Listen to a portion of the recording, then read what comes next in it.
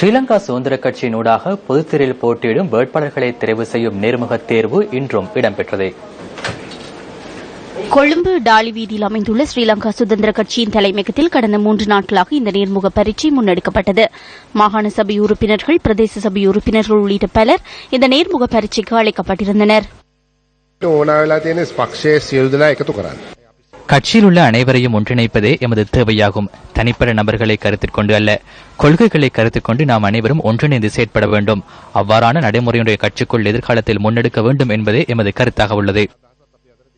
பாடங்களை கற்று முன்னோக்கி செல்வதே சிறந்ததாகும். அவ்வாறன்றி தமது கருத்தினூடாக பயணிப்பது சிறந்தது அல்ல. ஏதேனும் தவறொன்றை இழைத்தால் அந்த தவறை ஏற்றுக்கொள்ள வேண்டும். அவ்வாறு இல்லாமல் செய்த தவறை சரி செய்வதற்கு கோடிக்கணக்கான வாதங்களை முன்வைப்பதில் பயனில்லை.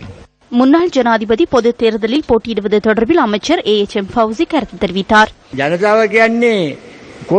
கோடிக்கணக்கான மக்கள் உள்ளனர். 2 அல்லது 3000 பேர் போட்டியிடுமாறு அழைப்பு விடுத்தால் அது ரயிலில் கழுத்தை வைப்பது போன்றதொரு விடயமாகும். கட்சியை பலப்படுத்தி கட்சியினூடாக ஏனையவர்கள் முன்னோக்கி செல்லக்கூடிய திட்டம் ஒன்று அவசியம்.